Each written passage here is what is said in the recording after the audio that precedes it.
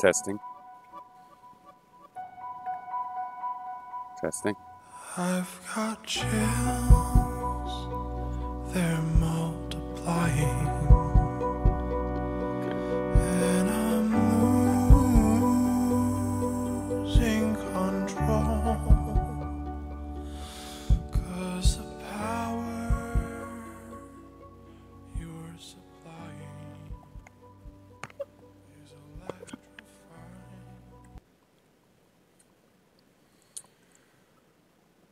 All right. So this is a reply again to HYTHLODAY. The link is in the description. I watched several of the videos. This one is to the half-hour long ontology thing. Then I watched the one that was about various things. It had something about, if it would start off about friendly conversation and whatnot. That one I just added notes into here. I left some comments, but because I thought it wasn't going to be part of the same series, but it was, so I just added into my notes. And then from one of the other videos, or maybe one of those two, I was going to make a separate video. I'm just going to put it in here. So this is a mini intro video about the which way experiment and being invited to show you.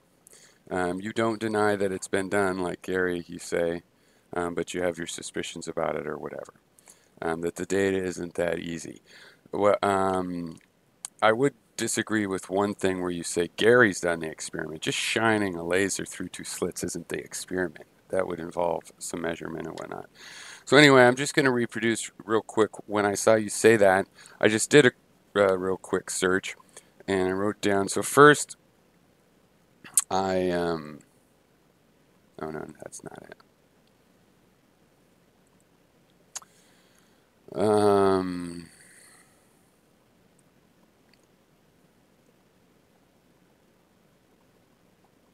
That doesn't really matter, does it? First I did which way experiment. Let's see. And then I thought, hey, what about if I look at the images, because you want data. So I went through here, and here's, this looks like that's some data, but mostly it's diagrams and stuff here. This looks, I don't know, is that data? Looks simulated, right? This maybe, but probably also simulated. So okay. And I thought this is a trick I've mentioned to people before, but there's a bunch of things you can type in at Google, and one of the most useful is site colon, like .edu, and then it'll just get things from .edu, right? So you could do .coop as well. You could do, Wikipedia.org. Okay, this is a little tangent. I'm not saying go here for this particular data. I'm just saying, look, these are all wikipedia.org. So you can target it. And if you do .edu, you get schools. That includes, grammar schools and high schools, all kinds of stuff. But again, a lot of setups for things, and some things that look like they might be data. And I thought, well, how about just this? How about two-slit data? Because that's what you want to see, and sounds like you want some pictures of it. So I only looked at this level, but I see already, okay, so like this looks like data. Let's see here. One thing is I'm really good at searching the internet. Like this snake, this snake over here? I'm not good at pointing. That's the result of one day when I had my best idea ever. I just thought, what if I searched for snakes with hats? Wasn't sure what I would get, but, it was awesome. So two slits, one photon at a time with a lot of, this is for students. And so you'd have to look in here to see if they claim this is data. It obviously looks like real data, like here. So here's when both slits are open, and these two humps are when just one or the other slit is open. Look, you don't actually see a lot of the diffraction, because diffraction is really hard to see and only really is very sharp when the wavelength is about the width of the slit. Whereas you get a lot of strong interference no matter what with two slits because, well, not no matter what, I mean it changes and can blur out, but it's a lot stronger because it's the waves are the same wavelength going through it. So, that plus that, if they were both open, should be, a bump kind of like this, a little bit flat at the top, like that. But also, look, they're both about this tall, so they would go twice as tall. They'd only be about that tall up there. So why does this one go that high? Well, because all of this missing light in here, in these troughs, gets focused like, a magnifying glass focus. That light gets moved over to these positions, and so these become brighter than any one spot down here can be, even if both slits were open. And yet some places get really dark. If these two were added together, you'd think that you'd get a signal with them both open up here, where it's the light from both of them added together. But it's not. It's a wave interference instead. So let's see what else there is. I'm just saying that this is a way to find stuff. Here's something with some data.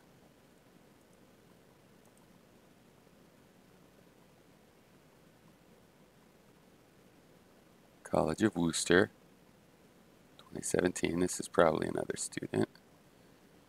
They got a real stuff, results.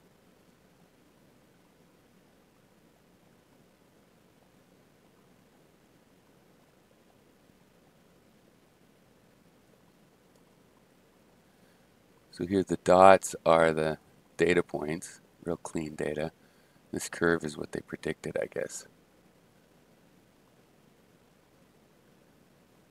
The double slit. Did they show the single slit? I guess he doesn't. So have you been through all of this stuff? I mean,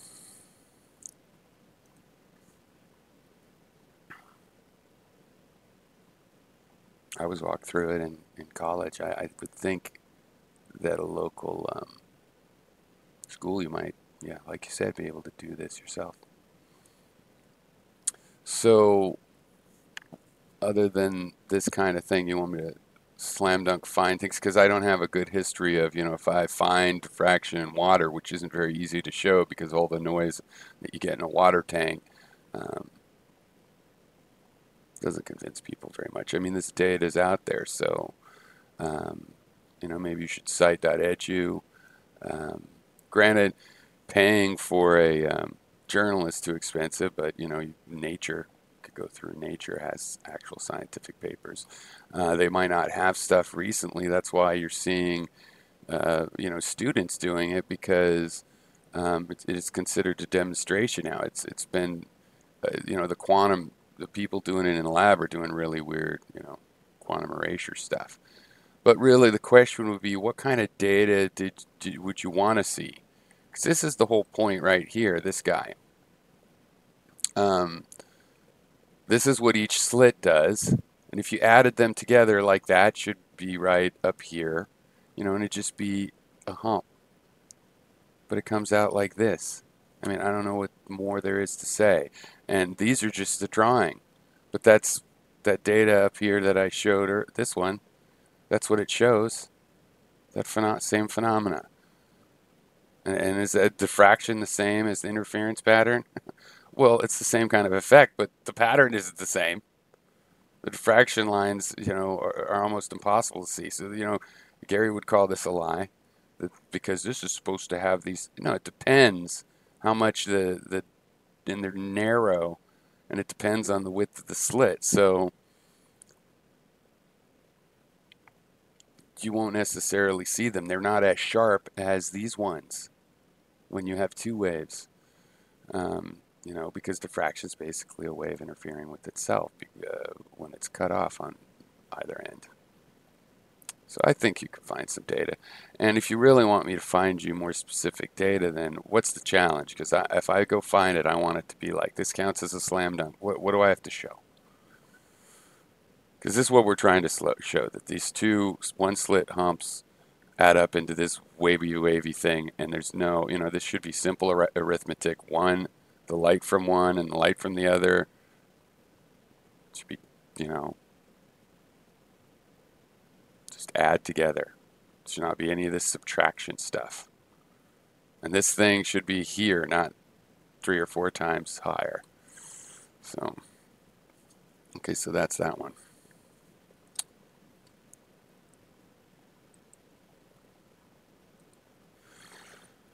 All right.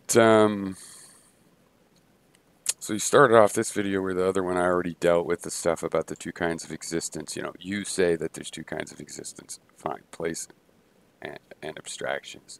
And you went into this issue, and I think I also answered about whether it's a true dichotomy. I don't think so. It's a valid distinction, but again, I've noticed a lot of things that you don't really understand, that I kind of think, because I know you're on the other side of an issue, but then you don't seem to know I'm on the other side. But I think all dichotomies ultimately are just distinctions. They can be more and more clear, but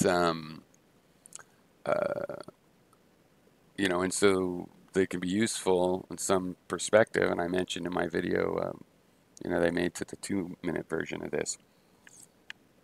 I think pretty much everything I need to say about how they're related, and that, you know, it's not a distinction like true and untrue.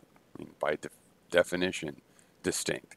Though they're still blurry, because again, that's another thing that's later in the cards here. But yeah, I don't believe any categories are perfectly sharp.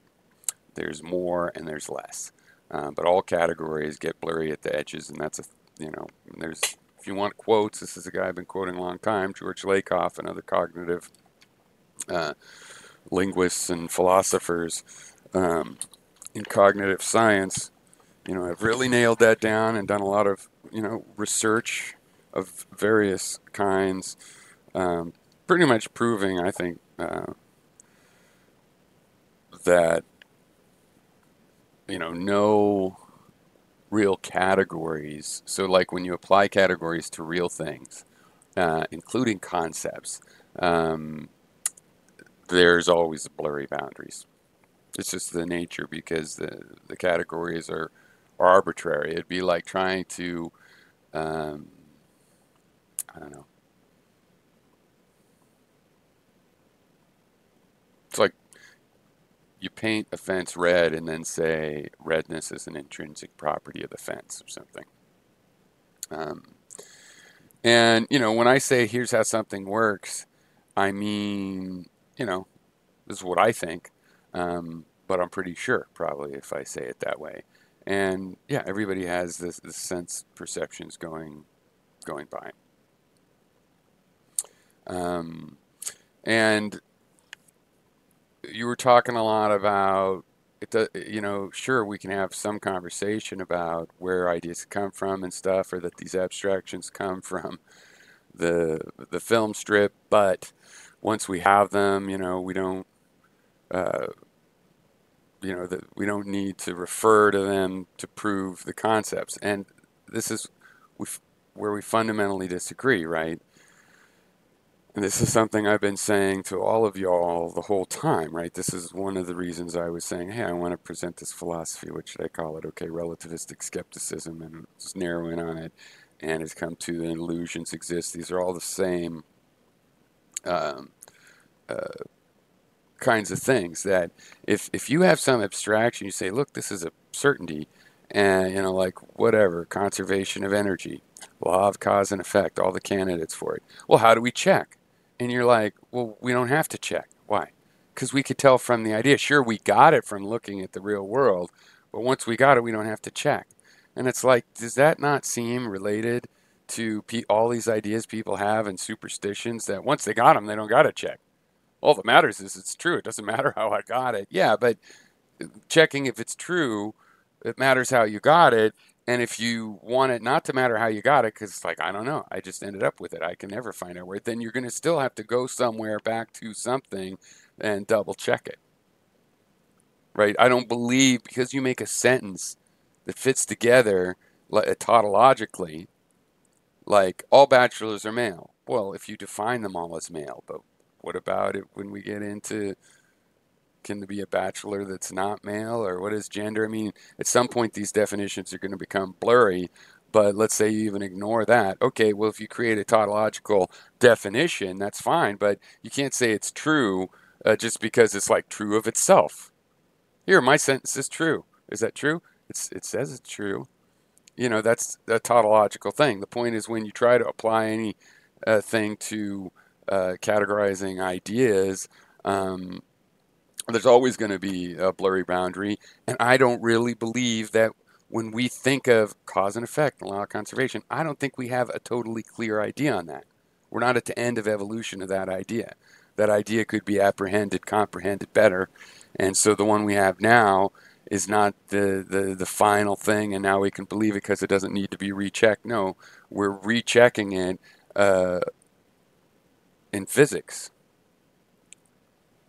And while I'm talking about that, and you're talking about, you mean things you can place your hand on, I just want to point off, you know, the words comprehend and apprehend and all this, these come from Stoicism, and that was their idea that, you know, because they are all like, the skeptics were like, how can you possibly take something outside your mind and get a hold of it and really understand it in your head? You know, you're making kind of a copy, and the Stoic and sort of a classical way, or whatever, natural, ordinary, people are born thinking this way, is, you know, to apprehend, it means to grasp, right? Which means to get a hold on. It's a hand metaphor, as is the word, you probably know this, tangibility. So it's funny, I just thought I'd mention that in the film strip we have touch sensations, which is actually a whole bunch of different sensations because, you know, your temperature sensors are actually separate nerves from your pressure sensors, or different from your pain sensors. You know, there's a whole group, I'm not even sure if they know exactly all the different kinds of receptors you have, and they have different nerves that run different speeds. Right, like the nerves that send motor functions to the hand are slower than the nerves that send pain to the brain. But I wanted to mention this because it's funny, we use this sense perception of touching and holding as the active, the willful, like there's will in this idea. There's intentionality when you're touching something. Even if you're passively touching it, you're still like, you're feeling it.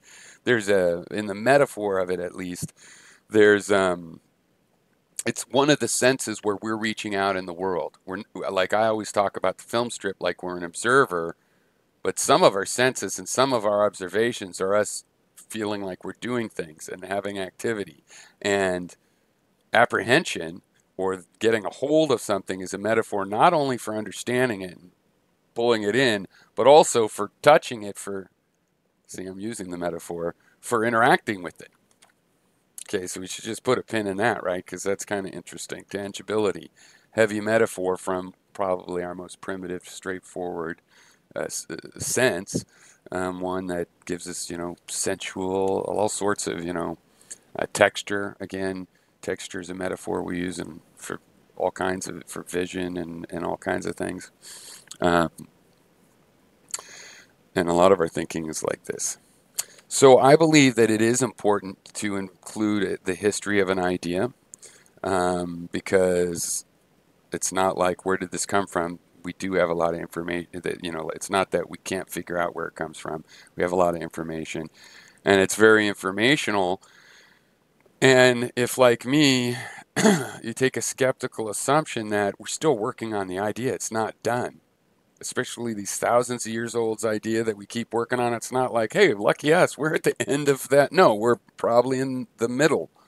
Maybe the world's going to blow up in a couple years and we're further towards the end than I want. But perfecto is going to mean just finished, not truly couldn't have gotten better, right?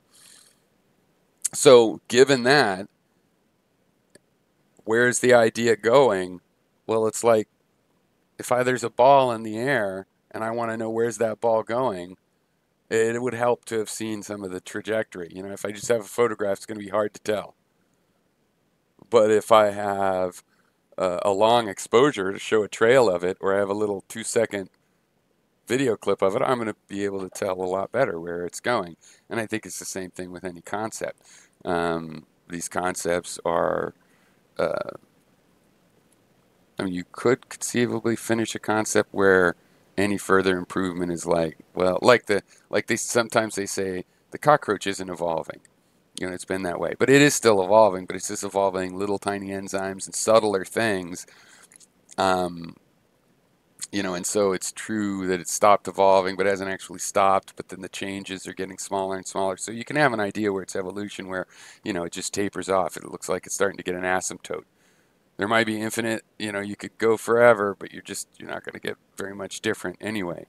And there's things like that. But when we're talking about things like will and theories of physics that are only 100 years old, just a few hundred in terms of the whole approach that you would call scientific, then we're on a trajectory, and any sophisticated analysis of any important idea is going to take the history of that idea into account. Not because they were right about it in the past, but actually for the opposite. The part where we can go, they thought this, but they're wrong. Now, what do we think? We can see some of that slope of where people have tended to be wrong. It might help us figure out which mistakes we're still making. So, now you were saying the nature of space as an abstraction, it has some extension, right? But as you were seeming to acknowledge, it's not as it appears necessarily directly.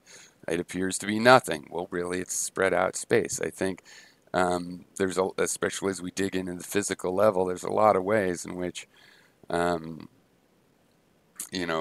could be an illusion, but it's like the sun rising. The phenomena is there, so the sun's a thing. If we're way off base and thinking it's a god flying through the sky, it's still a phenomena eventually. And so we could talk about the sun in the meanwhile, because there'll be things about it that are still the same no matter what. Like, hey, the sun is making it warm. That'll be true even though we think it's a sun god, right? But I also want to point out that will is also an abstraction like space. And like space, it pretty much appears in every frame. It's pretty much something that combines, like space applies to sound. A sound comes from a spatial location. When you feel touch, you tell spatial location. Animals can do direction off their smell. Humans not so much, but even that has a spatial aspect for, at least for other animals, and probably for us, but it's just, become latent or whatever. It's a common idea. So even the idea of something being intangible is an abstraction of things that are hard to touch, like air, right?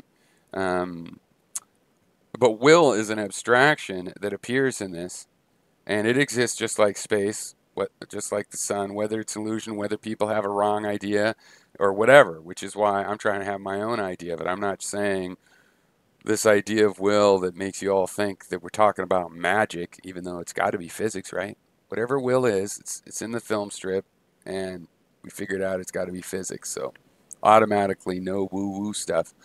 And you want to go, oh yeah, but for the last thousands of years, people have gone woo-woo, and it was immortal, and then all of this kind of stuff. And it's like, yeah, but I'm not doing that. So I'm just pointing out that it's there, and it's a phenomena, just like space. And it's subtle and has various ways to approach it. Space has some nature, but it may be an illusion. That what we think that nature is at the moment could be an illusion. I personally think you can peel back the layers of the illusion. There might even be an infinite number of layers, but you're still getting closer and closer asymptotically to the thing that would be no illusion. And if you can never reach that like the speed of light, I don't see how that would be a problem. You could get closer and closer. It's just like being able to shoot the arrow. It's like, do I need to hit the bullseye right in the middle? How far off can I be? And that's fine. A millimeter, an inch, a half an inch, you can get as close as you want by being as careful as you can. So the definition of life, I don't really have a definition of life that I apply, that I believe in someone. I don't think it's particularly possible, but I would suggest in questions like this, you can almost always go to the Stanford Encyclopedia of Philosophy and see what they're talking about. This article does show my view, which is not an advocacy of a single definition of life, but things like, well, I'll just read this first paragraph. You see, it's very long, not very, very long, but lots. The Violist Debate, biochemists.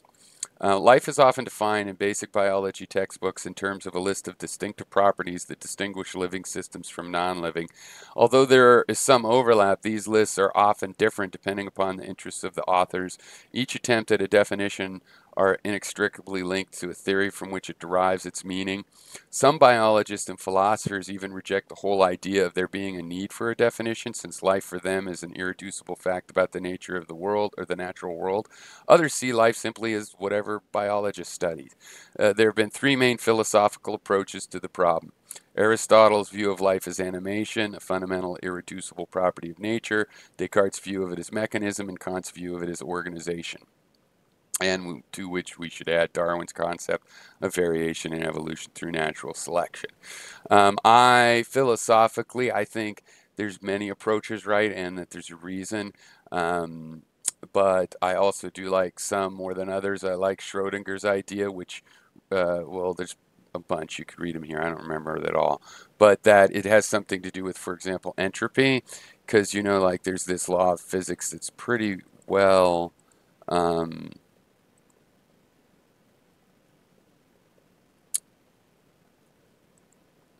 that's pretty well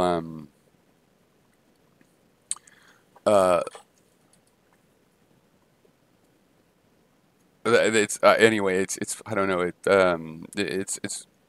just seems insightful and poetic, which is this kind of notion that, because what I like about it is we're trying, for me, trying to define life. It's not so like there's no hurry. I mean, we kind of know what life is enough to say, let's, you know, protect animals, or, you know, or whatever. Um, but we're trying to say, like, what kind of behavior, since we have consciousness and it seems related to life, at least for humans. Living humans seem to have an internal, you know, train of thought. And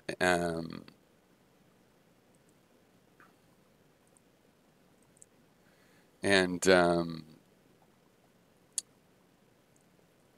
we want to know how to tell when something is alive to see that phenomena. Now, all these artificial biological things of, like, it takes input and it excretes, it seems to have goal-oriented behavior. I think philosophically those are usually language about, you know, it looks like an animal. It looks like it's animated. Like we have a built-in, animals have a built-in thing that helps them recognize living versus on from the things that might be just a leaf blowing in the wind. And you can't always tell, but it's a pretty good screening device, right? And so Schrodinger's idea that has to do with entropy, because, you know, there's this law of physics that entropy has to increase, but in living systems are exactly entropy pumps. And this can happen in nature, but it's pretty difficult. Like your refrigerator is an entropy pump, as you probably know. And, you know, that's pretty clever. It's pretty hard for that to happen on accident. And there's cases, of course, on galactic level, you can find some cases. But then life, every living thing is like an entropy pump. Or another way I say put in, when you see something walking uphill, right? If something's rolling downhill, or something's moving with the wind, but if it's moving against the wind, you know, that starts to tell you it's got its own energy of locomotion, but also that there's some intentionality, that it's not just drifting along, right? And that's the kind of definition I would have for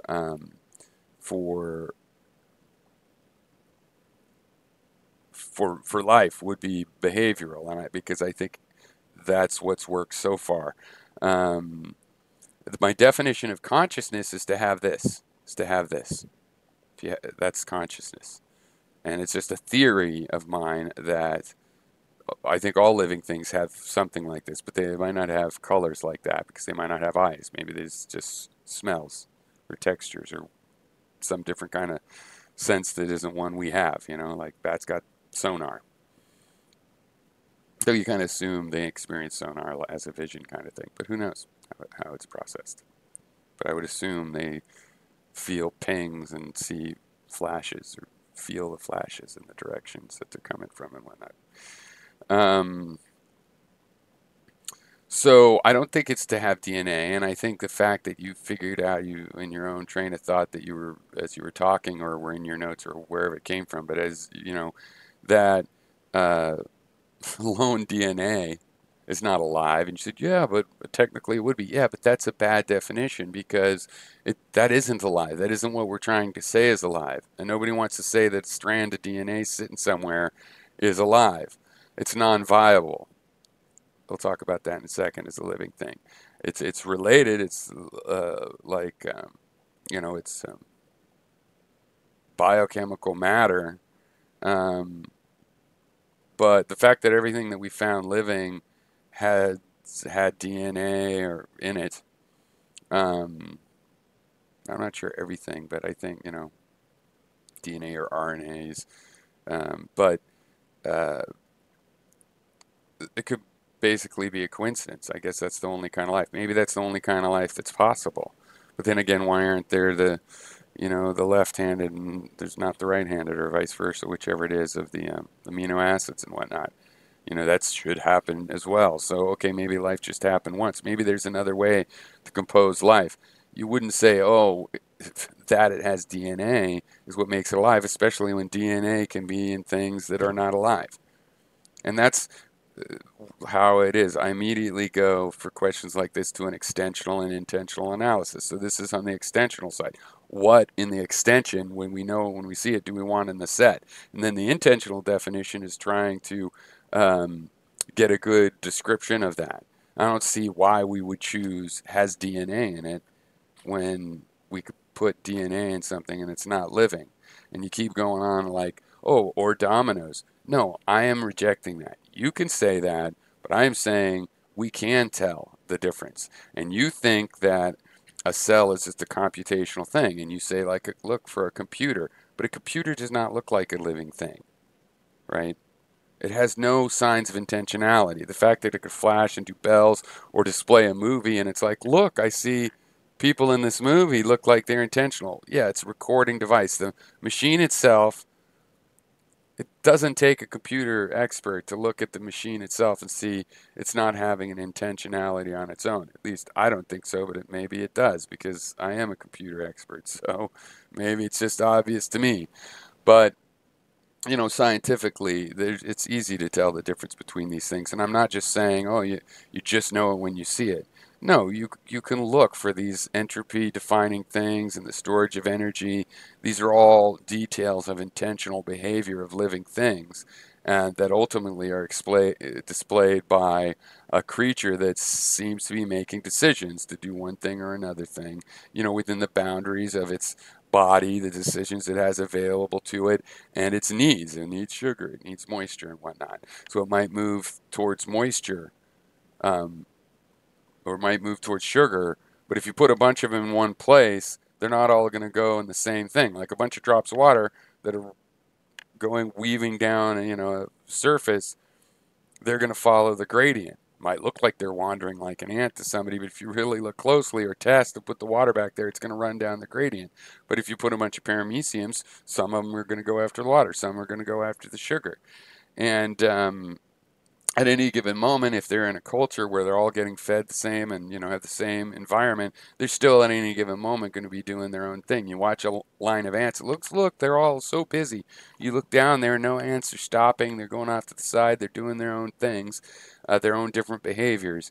And people can say, oh, we understand them as automation machines. But again, as I say, I'm 51 years old. When I was a kid, people were still trying to tell you that shit about dogs and horses. And when they were branding the cows, oh, cows don't feel pain. What's all the screaming and painful, anguished look and cries? Oh, it's an illusion. Yeah. So, no, I don't believe that. You could believe that. But I think the element of seeing that other things are alive is this apparent intentionality that they have. So not intention in linguistic, but as in they intend to do things. That's what makes something alive. If we found some little pond scum that didn't have DNA, we might be struggling over this definition of life that we're struggling over anyway. But we would be wanting to put that in the category of life. And we can see that that's happened. They tried to say, oh, arsenic-based life form or whatever. They certainly would not resist that. It just happens to be that, there is DNA in all the life we found. But the behavior of a system is physical. motions and your velocities, and then that involves momentums and energy.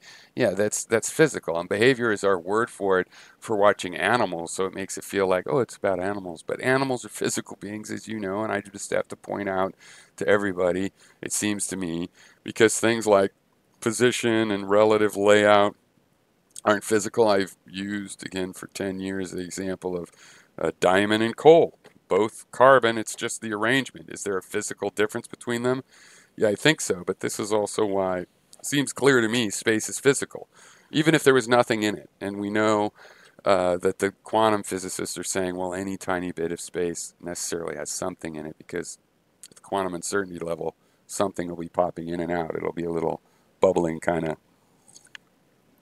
thin little zit, of reality.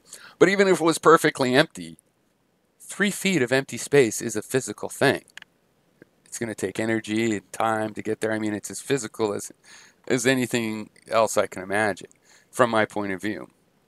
And life is nothing like dominoes can not be alive by Pyrrho's alive definition.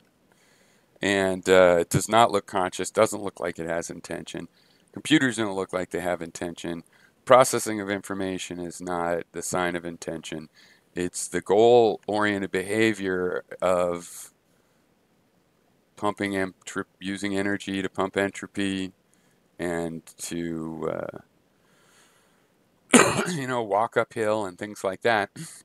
And yet again, go to the Stanford. I would say all of these definitions are very, very interesting.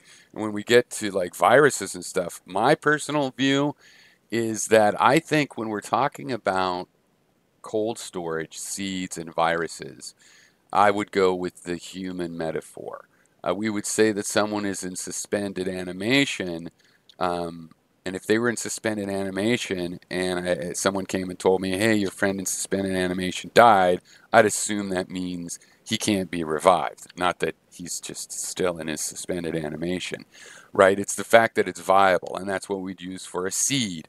A seed would probably, if you call the seed dead, it's because if you plant it, it's not going to grow. It's no longer viable. A virus, if it was broken somehow so that when it got into a cell, it still didn't wake up or whatever, again, you'd call that the virus was dead. Other than that, I would tend towards it's alive but in a suspended animation. Now, a more hard thing for me is, do I imagine a virus has its own internal consciousness? And I'm not so sure about that. I think it would be adding to part of the cell's internal consciousness because it becomes a part of it. Like the mitochondria, I hope I'm getting right because I keep using this as an example. They say, mite probably in some of these organelles were things that were invaded a cell and then got co-opted, like a parasite that turned out to be useful, and they came to terms with each other. And at that point, does every little organelle have its little trace? I would say it's got to have some, it has to be adding to the component, but I don't know the point at which it flares up. And it's just a theory that the stream of consciousness flares up at such a small scale. It could be at insects or mammals or just humans. Yeah, right. But the reason I think it goes all the way down to parameciums, at least, and nobody really notices this much, but I have kind of always said down to the eukaryotic life, not bacterial life, though I think also bacterial. But then again, not necessarily virus, but I don't think so that's where to me I'm not exactly sure. But because the eukaryotic life, like amoebas and the protozoas, eukaryotic, that's what all the multicelled organisms are. That's what plants and animals, we're all eukaryotic. And so there's a certain kind of thing there where they have a different kind of, not only do they split in two, mitosis, but they can have a kind of sex conjugation where they come up, two parameciums or whichever's could come up, share genes, and then split back apart, having swapped some genes with each other. And the paramecium, the funny thing is, they haven't seen a natural lifespan to a paramecium and just go on living and living and living unless it doesn't conjugate like every few years or something like that. So, and of course their actual mortality is not so high because the environment will just dry up on them or whatever and they die. So Oh, because I was reading a thing where paramecium or some bacteria. I think I was just reading Michael Crichton's Andromeda Strain. He said this, did some math on, I forget what the bacteria was, E. coli or something, and it splits once every 20 minutes or something. And if you do that, it's just a matter of days or months or something before it would be the mass of the Earth. But of course, that's not going to happen because there's not enough food for it to eat to do that, right? It's going to get limited way, way, way before that because it runs into the edges of, what it can consume, and that it can't keep splitting. They're just, and if it was really, really successful, even if it filled a city, then it would die at the end of the city. So, um, So, related to all of this is you cannot give, I believe, that you cannot give an idea to someone if the pieces of it are not available in their film strip. And that's why they'll bounce off. And even if the pieces are available in the film strip, if they haven't noticed those pieces, um, then they won't be able to understand the idea. And there's lots of examples of somebody, that's not true. Somebody came to this country and he didn't know anything about Christianity, was convinced about Christianity. It's like, no, just because somebody tells you some words and you go, oh, okay, I'm on board, doesn't mean you actually have the same idea. Doesn't really mean you were convinced of the same concept just because you strung the same words on it. So I believe that you can't really be convinced of something that you don't get evidence for yourself. If somebody else tells you evidence, you go, oh, I believe that. You're just, parroting it. Like I saw this Tim Pool guy was talking about how he used to be more liberal like Bernie when you take the political compass and now he's over in the center more or whatever. See, not really. That back when he was more with Bernie, yeah, I'm sure a lot of those questions he answers because he knows from the conversational thing, he can guess, oh, this is the way we think on this, and this is the way we think on that. Kind of a knee jerk thing, not really thinking it through, not thinking about his own evidence for believing it, but just going along with an idea, an ideal that he's acting like. And so his plot comes right out there. Yeah, that doesn't mean that that's actually, if he'd sit down with me and I'd ask him his philosophy, I'd find out much better where he goes on that chart than him when he's not really thought stuff through. And I'm not saying if he had thought stuff through, then no, my questioning won't do as well. But, there's not a lot of deep thinking in a lot of these things. So I would stand by in Tim Pool's case um, that I would have been able to tell, sort of is more, people are discovering their philosophy over time. Is another way of putting that. So, they can think they're convinced of something they heard, but I don't believe you can give an idea. You couldn't convince somebody. Just like what you're saying to me would mean like the old thing of, can you give a blind person the idea of blueness? I mean, you can tell them a poem about it, which means you can convey how blue makes you feel, but you can't give them blueness. And I think that goes for everything. You can't teach somebody the law of non-contradiction if they haven't noticed in their own film strip um, a law of non-contradiction, a consequence to it. So, yeah, second person can think they understand like God. Like somebody sells you on God, and actually, what the person selling you thinks of God and what you think of God are actually two totally different things, and you're really just agreeing to call it the same thing and have some sort of camaraderie. Um, and people are just really ill-informed about what the other person's idea is of anything, law and order, kindness, friendship, any of those things. We use the words, and people think, well, we must have the same meaning or else we wouldn't be understanding each other so well. When in reality, we're not understanding each other so well, and you don't need to have the exact same definition of words to understand each other. You need either somewhat compatible words, or better yet, you need to know what the other person's definition is.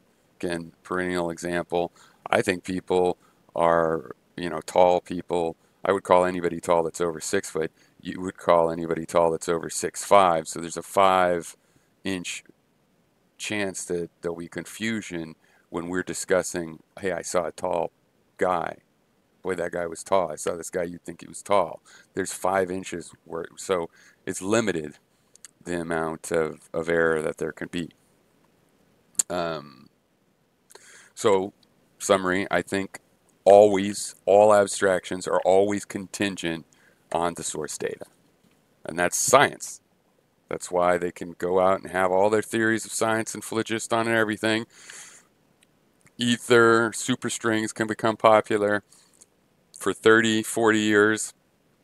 You're going back to the data. You keep going. Oh, I can't get there. No, but you do have to. And that's where you find out if you're right or wrong. And as is famous, you actually can only find out that you're wrong. But the longer it takes to be proven wrong, kind of the more sure you can be of the breadth, the wide scope of what you do know and what you can predict, right? Because you're proving that the scope is wide, but the skeptical expectation is there's still going to be a limit, an edge to its effectiveness, after which it can be improved, just like Newtonian into relativistic, I think. So, yeah, this is something I think I've been clear on, but I say that because it hasn't turned out to, doesn't seem clear to people. But from day one, certainly the long as we've been arguing before on YouTube, heart of my philosophy, the truth of any idea is checked against the data stream, right? And it was thinking about that empirical requirement that made me realize, oh yeah, the data stream. This is simple. There is a simple axiom, and it's that the data stream exists. Unfortunately, the data, or fortunately actually, the data in the data stream isn't so simple.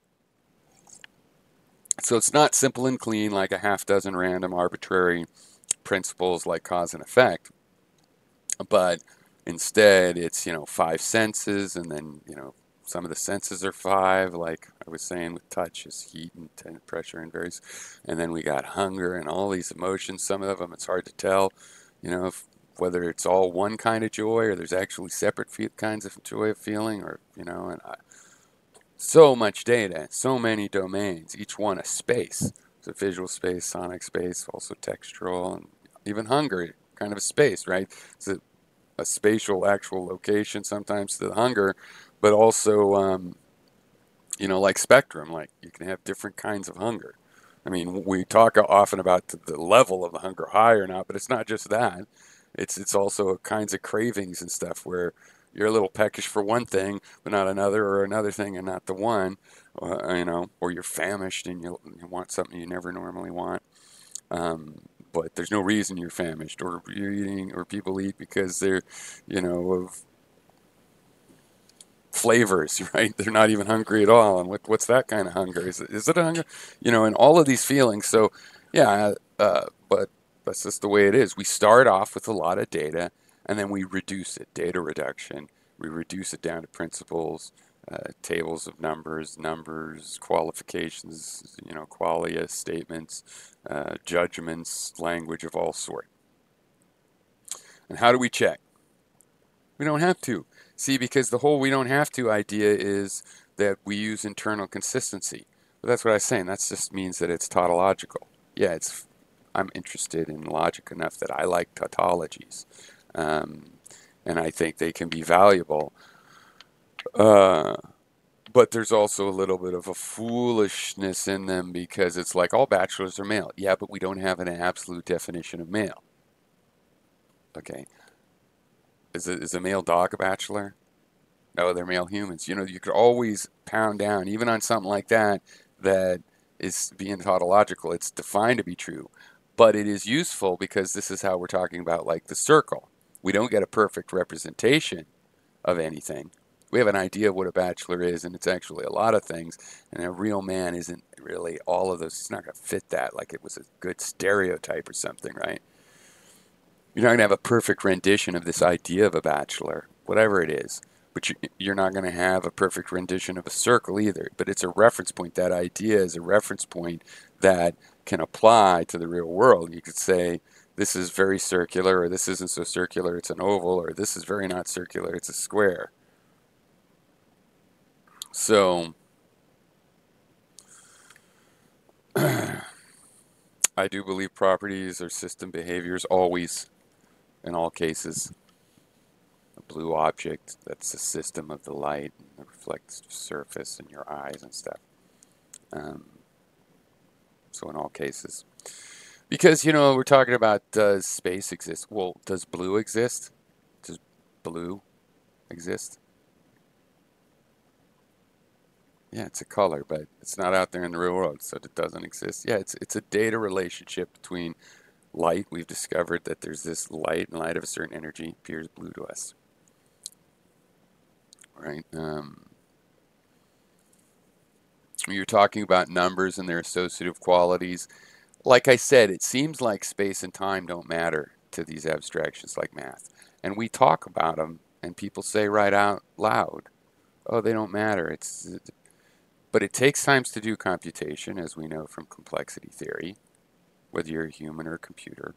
Different ways. So in math, it doesn't matter if you go x minus y times x plus y, or you go x squared minus y squared. They add up to the same thing, but it will actually take time because multiplying two numbers, squaring the numbers, subtracting versus adding, these would require different steps and would take different amounts of time for a computer, for a human.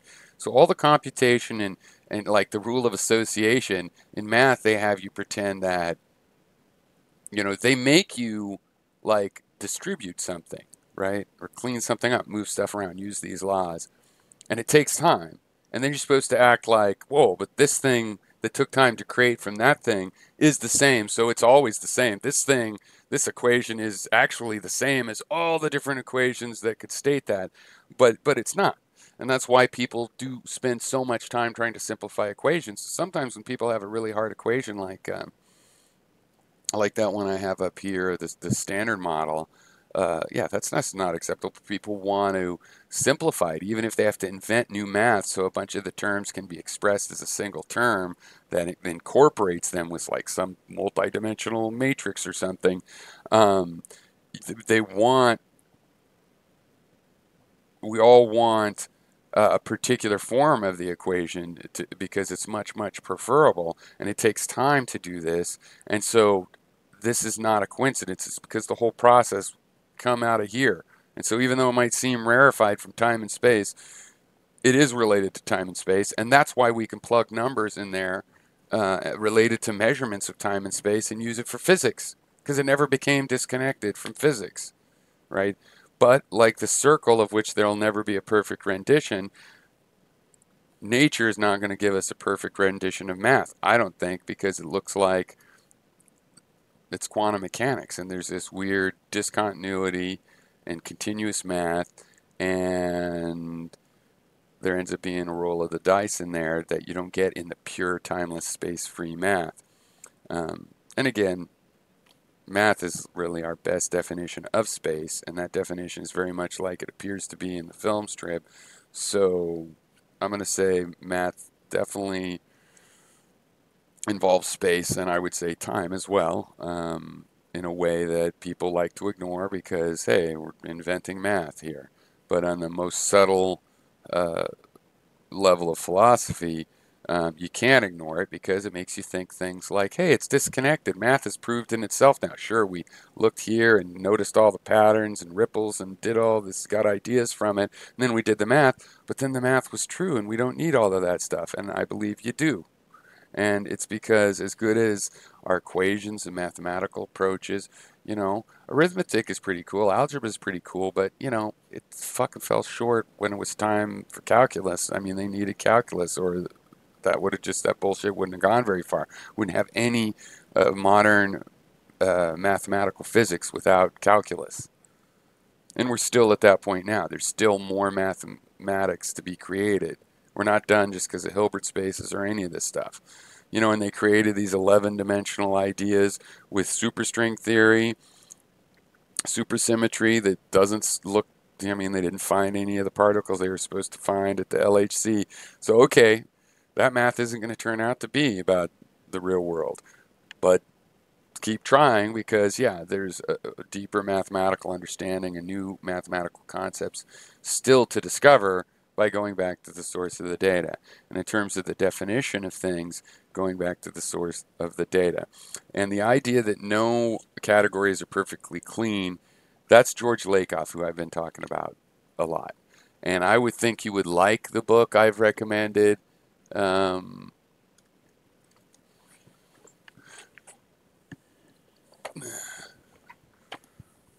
where mathematics comes from. And he proves in here many things about mathematics, and and things that are very interesting, like the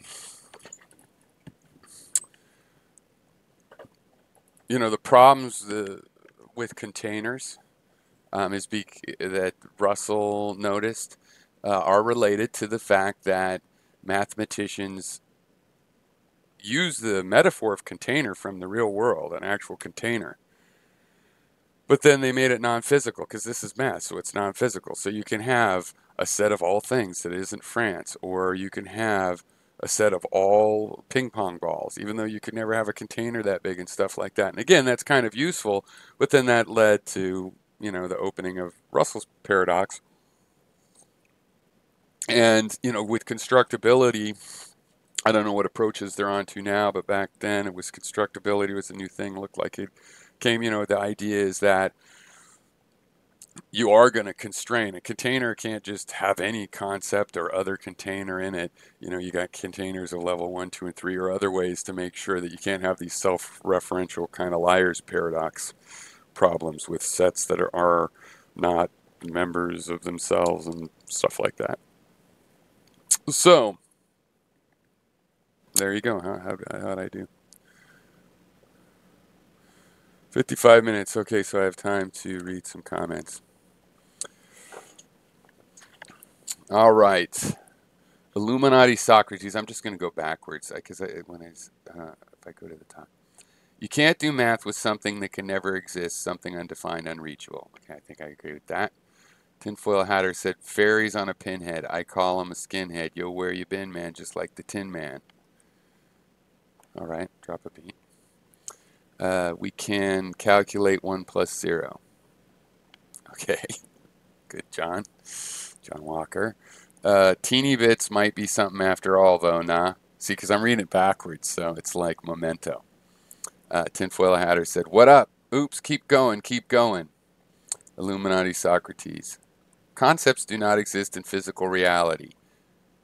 Infinitesimals cannot even exist as a conceptual calculation.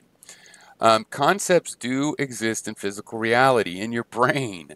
You think it's just, what do you think it is, a puff of dragon breath?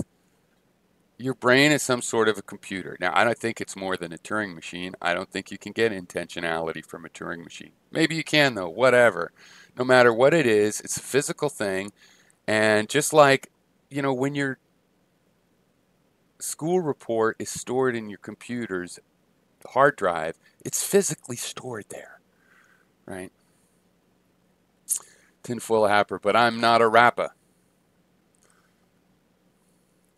Maybe they wrote these backwards. John Walker, infinitesimals exist as a concept.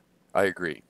And do they exist in reality? I don't even know exactly what that would mean, but let's say no, because there's a Planck distance, and really infinitesimals don't have a finite size, and if nothing can really, so maybe we have these little pixels that are bigger than an infinitesimal. Anyway, I would tend to want to say automatically knee-jerk. No, it's like a circle. It's a concept. You can write it in words. You can use those words to measure against a real thing that it'll never fit perfectly.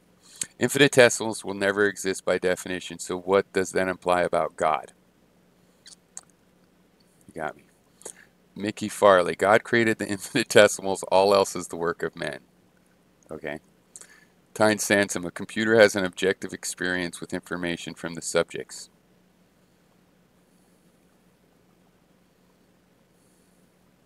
Tyne Sansom, first comment. DNA is a drumstick as if God was a drummer playing the beat of life. Oh, well, we'll just end that there. That's pretty good. All right. Goodbye. You better shape up.